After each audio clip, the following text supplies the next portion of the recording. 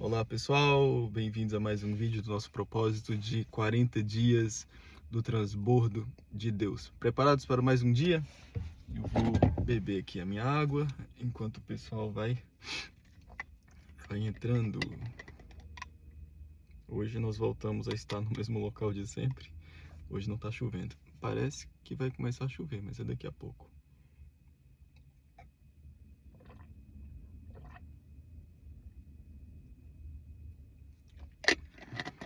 Vamos lá, derramei de novo. Vamos lá para mais um dia. Motivados? Hoje eu quero falar com você de uma forma simples, objetiva, direta. Se esse é o seu primeiro vídeo, você pode ficar aqui e assistir até o final, que você não vai ficar perdido. Hoje eu quero falar com você sobre os pensamentos de Deus. Os pensamentos de Deus. Nós temos uma ideia de que Deus quer apenas a nossa salvação. Deus quer apenas nos livrar do pecado. Deus quer apenas nos livrar da maldade. Deus quer apenas que a gente tenha uma vida santa. Mas os pensamentos de Deus em relação a nós vai muito além disso. Vai muito além da salvação, vai muito além da eternidade. Deus quer que a gente tenha uma vida em abundância, que Jesus falou assim: eu vim para que tenham vida e vida em abundância. Abundância fala de transbordo, fala de algo que excede o suficiente. Então o propósito de Deus para as nossas vidas não é apenas algo eterno, não é apenas algo para a eternidade, mas é algo também aqui na terra. É experimentarmos o céu na terra, é atrairmos o céu para a terra.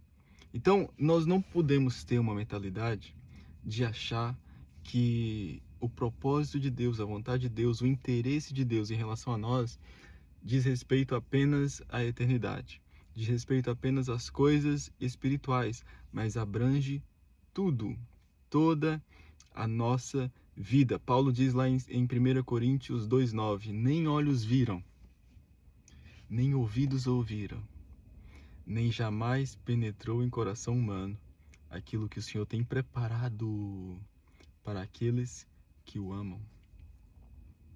Eu sei que a gente pode pegar nesse versículo e associar a eternidade. Deus está preparando a eternidade.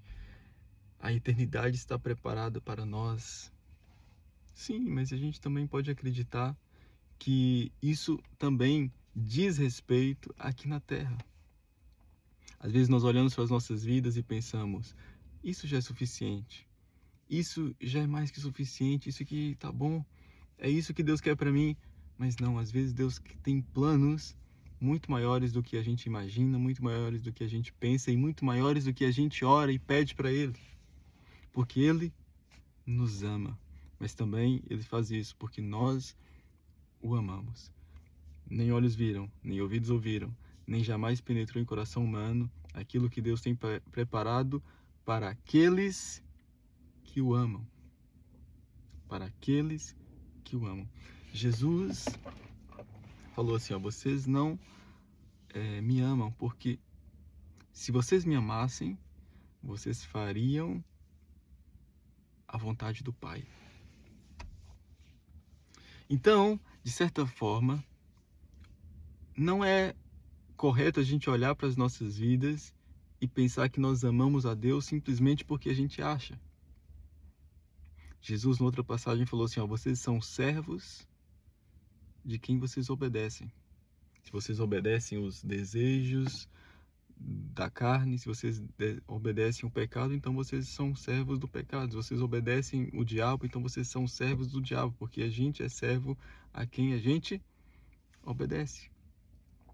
Então, de certa forma, a gente precisa olhar para as nossas vidas e tentar analisar se de fato nós amamos a Deus. Porque se nós amamos a Deus, então Ele tem preparado coisas grandes e transbordantes para as nossas vidas. Mas a forma como a gente precisa analisar se amamos ou não a Deus é analisar se nós estamos obedecendo ou não a sua palavra. Nós somos servos de quem nós servimos. Nós amamos quem nós obedecemos. Como está a sua vida em relação a Deus? Como está a sua vida em relação aos mandamentos de Deus, em relação à Bíblia, em relação à vontade de Deus para a sua vida?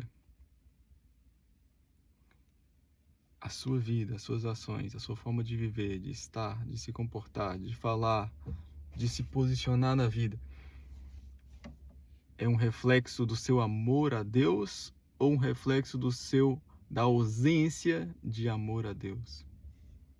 Se nós amarmos a Deus, se nós buscarmos a Deus, aí sim, Ele tem coisas grandes, coisas surpreendentes que nem olhos viram, nem ouvidos ouviram, nem jamais penetrou em coração humano, aquilo que Deus tem preparado para aqueles que o amam. Lá em Isaías fala que nunca se viu, nunca se ouviu um Deus, olha só isso, eu quero que você entenda isso. Um Deus que trabalha para aqueles que nele esperam. Olha só que interessante. O Deus Todo-Poderoso, Isaías fala assim, olha, nunca se viu um Deus poderoso que não precisa de nada nem de ninguém, não é obrigado a absolutamente nada, mas nunca se viu um Deus assim, que além de ser todo-poderoso, ele ainda trabalha para aqueles que nele esperam. Eu não acho correto a gente ter uma perspectiva de que Deus é o nosso empregado. Não. Muito pelo contrário. A Bíblia nos mostra que nós somos mordomos de Deus. Então Deus nos confia bens, riqueza, patrimônio, pessoas, coisas, etc. E o nosso dever é sermos bons mordomos, bons administradores daquilo que Deus coloca nas nossas mãos. A parábola dos talentos diz isso. Então nós precisamos ser bons mordomos. De forma alguma eu acredito que Deus é o nosso empregado, a quem a gente ora e fala, faça isso, e Deus vai fazer. Faça aquilo e Deus vai fazer. Não, Deus não é obrigado a nada de obedecer às nossas ordens, digamos assim, às nossas orações, os nossos pedidos, as nossas súplicas. Não, Deus não é obrigado. Mas a Escritura fala que Deus trabalha, Ele faz questão de trabalhar para aqueles que nele esperam. Aqui o trabalho significa o agir de Deus. Deus age na vida daqueles que nele esperam. E como que Deus age? Deus age de uma forma surpreendente. De uma forma que a gente nunca viu, nunca ouviu, nunca imaginou, nunca penetrou no nosso coração. Por quê? Porque Deus é o Deus mais que abundante. O propósito dele para mim e para a sua vida é nos conduzir a um transbordo, é nos conduzir a algo novo, é nos conduzir a algo que excede o suficiente. Mas o nosso dever, o nosso posicionamento deve ser amá-lo de todo o coração. Certa vez uma pessoa chegou para Jesus e falou assim, Jesus, de todos esses mandamentos, de todas essas regras, o que eu preciso fazer para herdar a vida eterna? O que eu preciso fazer para minha vida honrar a Deus? Qual que é o mais importante? O que é mais importante? Me fala aí que eu estou meio confuso, é muita coisa. E Jesus fala assim, olha, amarás o Senhor teu Deus de todo o teu coração e ao próximo como a ti mesmo. Então amar a Deus é importante, às vezes a gente negligencia isso. Às vezes nós não paramos para pensar nisso e muitas vezes nós não paramos para pensar nas nossas ações, nas nossas escolhas, nas nossas decisões, no nosso posicionamento diante da vida, porque isso vai ser uma denúncia do nosso amor ou da nossa ausência de amor a Deus. Quando nós amamos a Deus, aí sim a gente fica preparado para experimentar um transbordo da parte dele, porque quem ama, obedece. Quem ama se torna servo. E, portanto, quem ama fica preparado para receber as direções do Espírito Santo. Obedecendo a Deus, indo pelo caminho do Senhor, sendo guiado pelo Espírito Santo. Aí sim, experimentando um transbordo de Deus, do agir de Deus, porque nunca se viu, nunca se ouviu um Deus que trabalha, que age para aqueles que nele esperam, porque nem olhos viram, nem ouvidos ouviram, nem jamais penetrou em coração humano aquilo que Deus tem preparado para aqueles que nele esperam, para aqueles que o amam. Pessoal, todo dia a gente está aqui com uma mensagem nova, inspiradora, simples, intuitiva, direta, para que você possa experimentar ou ter a sua mente aberta para experimentar um transbordo da parte de Deus. Hoje nós falamos sobre a importância de a gente amar a Deus, a importância de a gente refletir sobre os pensamentos de Deus, porque os pensamentos de Deus não são limitados em relação a nós. Lá em Jeremias, se eu não me engano, em 29 diz: eu é que sei os pensamentos que eu tenho sobre vós, pensamentos de paz e não de mal, para vos dar o fim que desejais.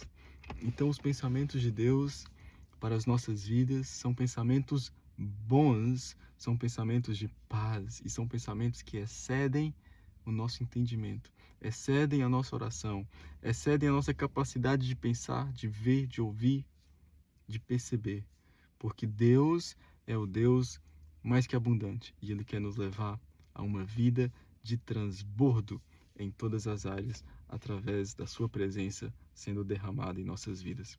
Pessoal, todo dia a gente está aqui, mensagem nova. Eu te agradeço pela atenção de hoje e quero te convidar que você possa interagir aqui através do comentário, do like, do gosto, dessas coisas todas, que você também possa enviar esse vídeo para algum amigo que você se lembrou agora. Muito obrigado novamente pela atenção, que Deus abençoe. Nós estamos aqui amanhã para mais uma mensagem do transbordo de Deus. Forte abraço.